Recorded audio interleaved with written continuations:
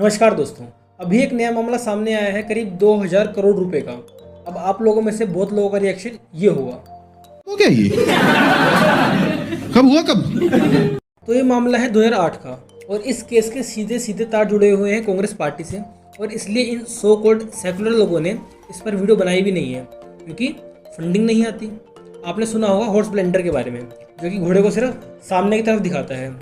अब इन लोगों को घोड़ा बोलना तो गलत होगा, आप इन्हें डोंकी स्प्लेंडर बोल सकते हो, जो कि सिर्फ दिखाता है, you know what I mean. चलो अब जल्दी से केस पर आते हैं। तो अभी हाल ही में पीएमएलए यानी कि prevention of money laundering act की एडजुकेटिंग अथॉरिटी, उसने ईडी के डिसीजन को सही ठहराया है। ईडी यानी कि इन्फोर्समेंट डायरेक्टरेट, इसके बारे में आप जानते भी हो। ईडी तो बहुत फेमस है आजकल दो ही लोग फेमस है, ईडी और एलवी यादव।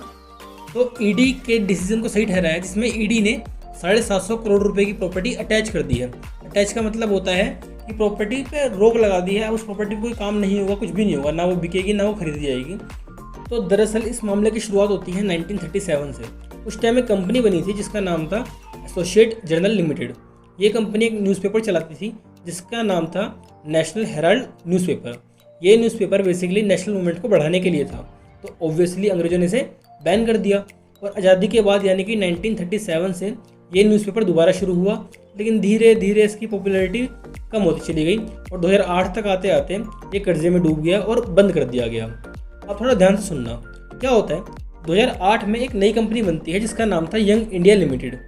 ये एक नॉट फॉर प्रॉफिट कंपनी थी जिसमें 76% हिस्सेदारी श्रीमती सोनिया गांधी और श्री राहुल गांधी की थी। वेरी गुड, यहाँ तक भी कोई दिक्कत नहीं है। लेकिन एकदम से क्या होता है, इस नई कंपनी यानी कि यंग इंडिया लिमिटेड और एसोसिएट जर्नल लिमिटेड कंपनी में डील हो जाती है और जो यंग इंडिया लिमिटेड है ये इस दूसरी कंपनी यानी कि जो एसोसिएट जर्नल लिमिटेड कंपनी है इसको खरीद लेती है। अब आपके दिमाग में क्वेश्चन आ रहा होगा, इस नई कंपनी ने इस लॉस मेकिंग कंपनी को खरीदा क्यों? आलू से सोना बनाना था क्या?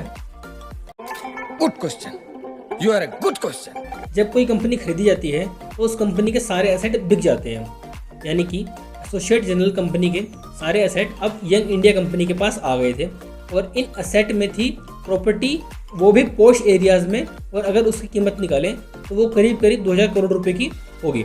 और ये वो प्रॉपर्टी थी जिसको उस टाइम गवर्नमेंट ने कंपनी को दिया था क्योंकि वो कंपनी नेशनल मूवमेंट वाले अच्छे काम कर रही थी।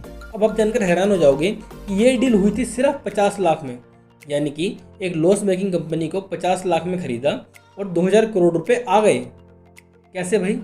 और अभी तो रुको, जो बाद में कंपनी पे कर्जा था ना 90 करोड़ का, वो भी गवर्नमेंट ने माफ़ कर दिया कि लो भाई मजे करो। तो फिर इसके खिलाफ सुब्रमण्यम स्वामी ने केस कर दिया इस डील पर और ईडी ने प्रॉपर्टी अटैच कर दी 750 करोड़ की।